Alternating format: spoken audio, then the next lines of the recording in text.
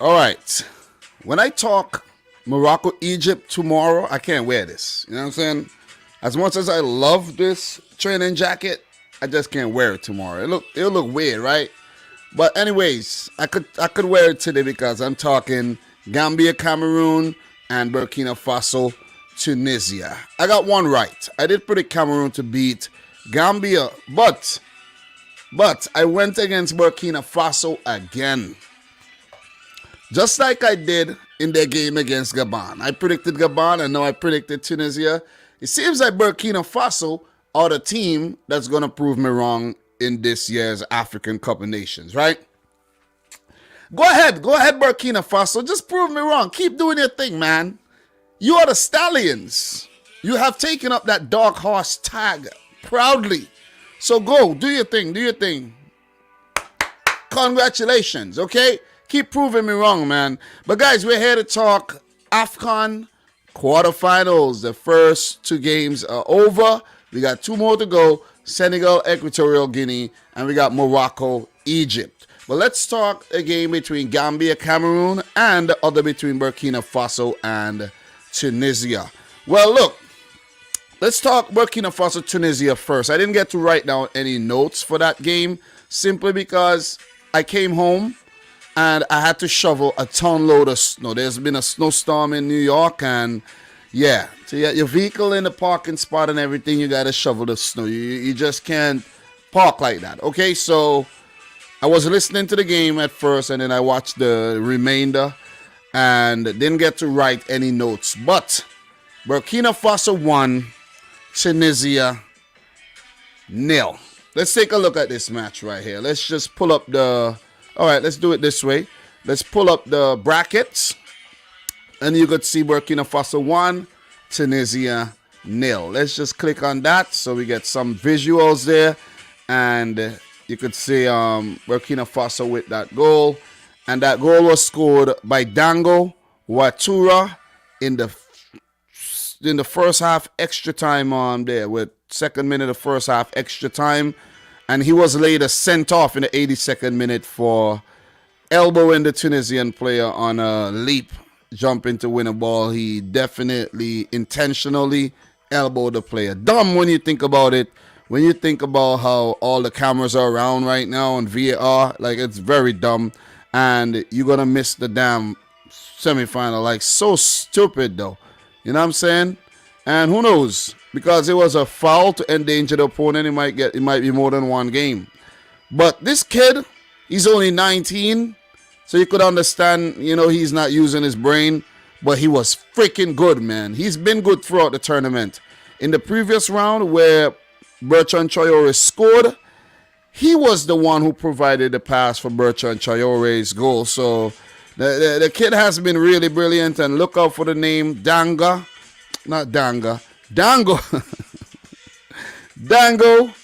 Watura.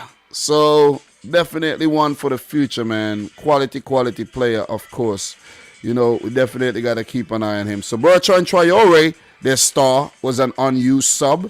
There's only one sub used on the day by the coach, Kamu Malo.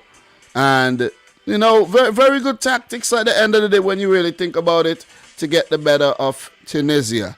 So, look, Tunisia just didn't show up for this game, and I don't know what it is. I really don't know what it is. They actually played much better in the previous game against Nigeria, where they were, at a more vulnerable state and ended up knocking out Nigeria.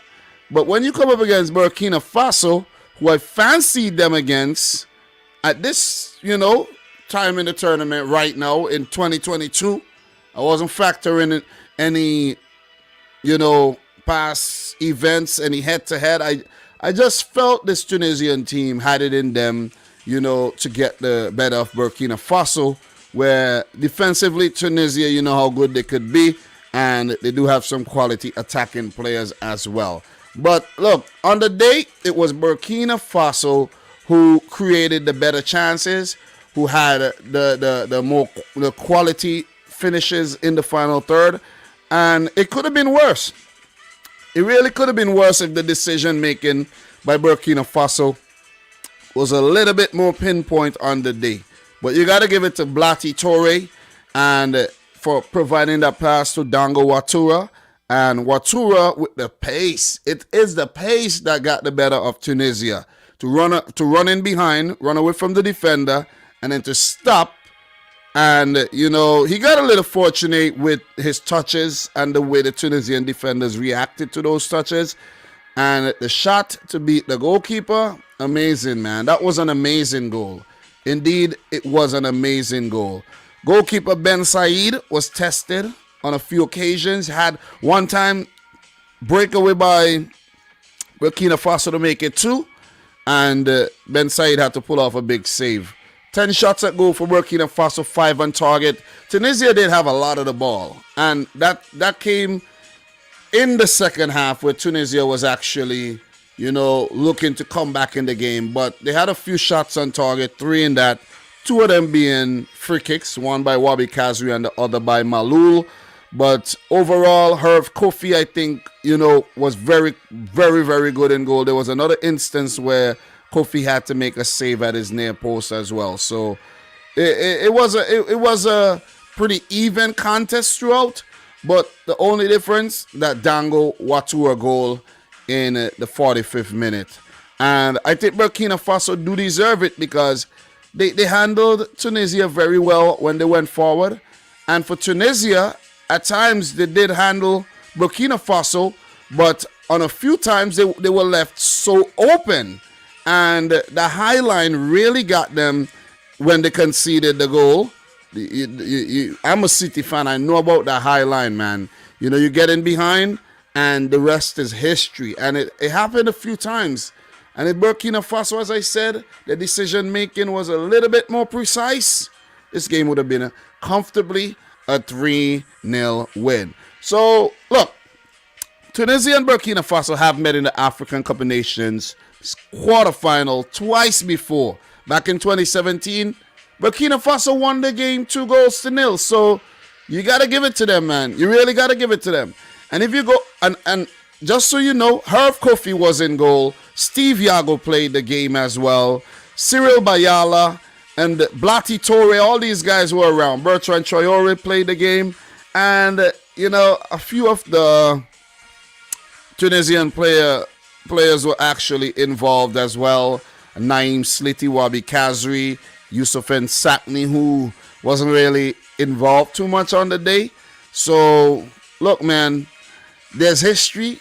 And yet again, history repeat itself. Back in 1998, where the quarterfinal between these two teams ended in a draw, Burkina Faso went on to win the penalty shootout. So, look, if I had continued to go with, history says that Burkina Faso, would win the game, I would have predicted them. But I just had a feeling this Tunisian team had more in them, and they really didn't. It was just not the performance I expected from them on the day. It really wasn't. Very, very disappointing performance, if you ask me. You see what I'm saying? They just lacked that extra, oomph to get over, the Burkina Faso players. They just lacked it. But it is what it is. You understand what they went through during the tournament, the COVID, and I'm not making excuses for them. But I'm just saying, man, 10-man Burkina Faso beat Tunisia to book the semifinal spot. So, as I said, 10 men. Even when Burkina Faso went down to 10 men late in the game, they still handled the match very, very well. So, you got to give it to them, man. And look, Issa Kabore deserves a shout. Edmond Tapsoba was big in this game. So, big up to the Bayer Leverkusen defender. Edmond Tapsoba, he has a very, very bright future. Blati Toure, Steve Yago, Herve Kofi was big in goal. Dango Watura before he got sent off. And Gustavo Sangare is a player that is note mentioning, of course. So, look, that's my thoughts. I wish I had notes written down for this one. So I just have to go off the top. And I think it's a precise, pretty precise analysis of that match. Where, who knows, maybe Tunisia needed a spark of a Hannibal Mejbri off the bench. Maybe they should have tried something a little different. But, Monday Kabaya got it wrong on the day, and he was tactically outclassed by Kamumalo in this quarterfinal match. So with that being said, for Burkina Faso, you take a look at the bracket here, guys. Let's take a look at the bracket. And according to the bracket, they will play Senegal. I was hearing a commentator talk about Burkina Faso will meet Cameroon. And I'm like, but the bracket right here says Senegal or Equatorial Guinea. Why the commentator kept saying that? Why? Somebody please explain that to me. I don't know. I've checked. I've verified. I've checked around, and Burkina Faso should be playing Senegal or Equatorial Guinea. I'm predicting Senegal. So please clear that up. I don't know what's going on anymore, man. Seriously. But look, let's talk Gambia 0, Cameroon 2. Look, round of applause. Definitely round of applause to Gambia for what they have done throughout the tournament. First loss, hard loss. Before this, they had only conceded a penalty against Mali, and now they concede 2 in open play. They were thoroughly and utterly outplayed. I predicted them to get outplayed. I didn't think they had it in them to beat the host Cameroon. I said it doesn't matter. Cameroon would find a way to win. Something would make Cameroon win. But I think fair and square Cameroon won the game. You know what I'm saying? And the goals came on merit. Gambia, I don't know what it was. I don't know if it was stage fright or the occasion. Yeah, the occasion maybe too big for them. But they just didn't show up on the day, man. Seems like the team had a few problems in terms of injuries, player burnout maybe, where Tom Seinfeld made 4 changes. And Groom Jalo, Able Jalo, of all people, Madu Barrow and Dabo out. Noah Sanko Sandberg.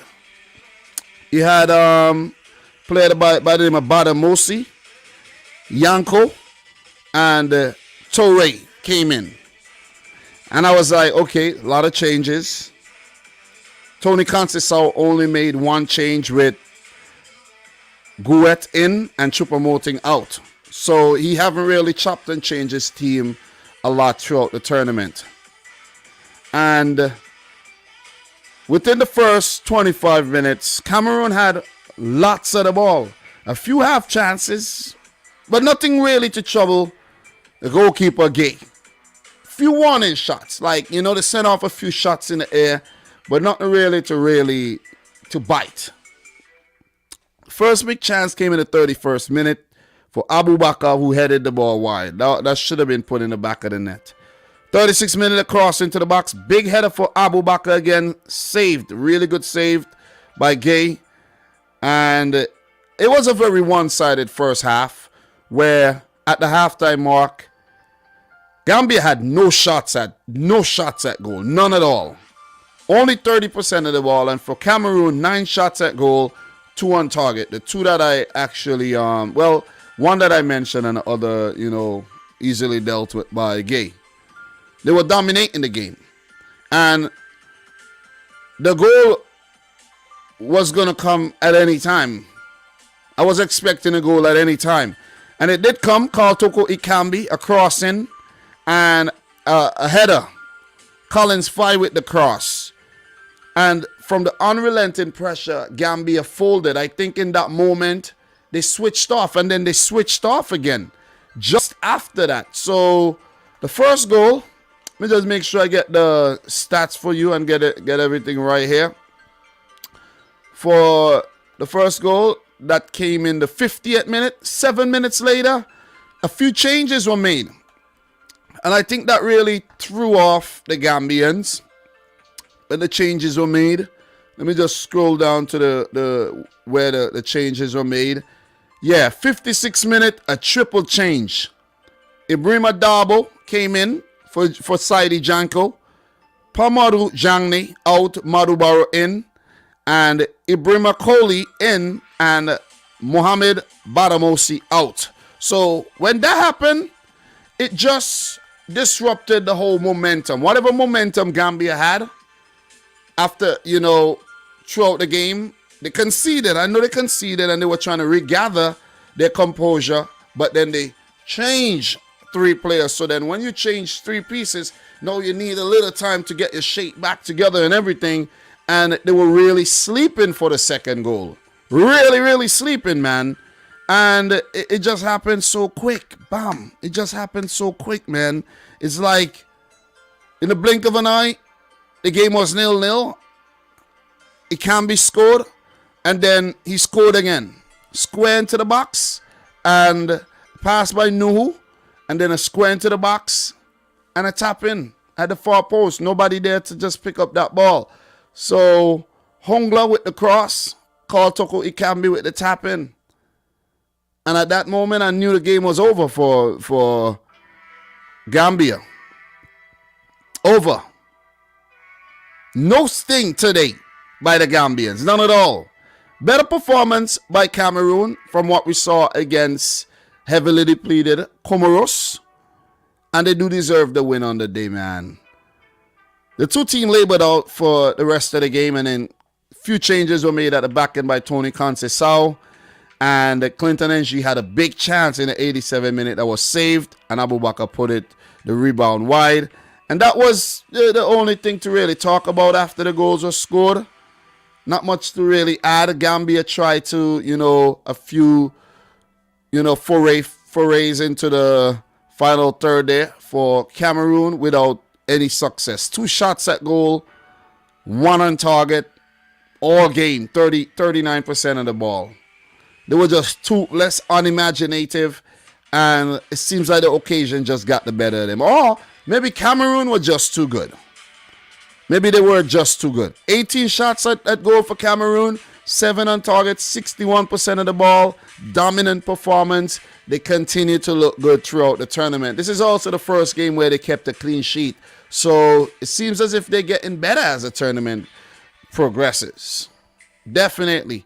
And look, if we take a look at the bracket, according to the bracket right now, they will play one of Egypt or Morocco, and that will be a big clash. That's a huge one. That is a huge one on the left side of the bracket there. The Indomitable Lions versus the Pharaohs or the Atlas Lions. We could see a Lions derby. We could see a Lions derby there. I'm predicting a Lions derby. Definitely. But let's see how it actually turn out. I think it's going to be a Lions derby. But with this AFCON, you never know, man. You never know. It's not very, very predictable at all. Not predictable. So I don't want to drag this on any longer. Congratulations to Cameroon and Burkina Faso for their victories and for progressing to the semifinals. May the best teams win. And I don't know what that commentator was talking about throughout the match, but I think he was wrong with who's playing who. I really think he was wrong with who's playing who. Because right now, Cameroon on Google, let me show you guys exactly what I'm telling you. I don't know why, I don't know how, I don't know what he was thinking. He needs to issue an apology because Burkina Faso will play one of the teams tomorrow and Cameroon will play one of the teams that's playing tomorrow, okay? So just for confirmation, in case there was any confusion. So, yeah, guys, another AFCON 2021 update from your boy Dominic Rich. Don't forget, today's stream is brought to you by the lovely folks over at manscaped.com, who are the best in men's grooming. Head on over to the site, check out the Performance Package 4.0 and all the lovely accessories they have on the website. Use the coupon code Dominic Rich to get yourself 20% off. Shipping is always free. Links in the description box down below. Trust me, your balls will thank you. Guys, I would like to thank you for 49K. And we are definitely approaching 50K fast, okay? So, who knows? By the time you know it, time you blink, we'll hit 50K. We'll have a party, baby. You know what I'm saying? I'm not talking Thomas Partey. He's not at the tournament. He got knocked out with gun. I'm talking about a real party, you know what I'm saying? Okay? But you need an invitation to, no invitation needed to attend. But look, thanks for watching. Thanks for the continued support. And I've been really enjoying the AFCON, I must say. Tournament has cleaned up a bit after the controversial stuff we had at the, earlier stages. But, let's see who's going to go on to win it. I did predict Nigeria, but seems as if any team could win it right now. So, guys, thanks again. From your boy Dom. Until next time, peace out. Rich Squad. Peace.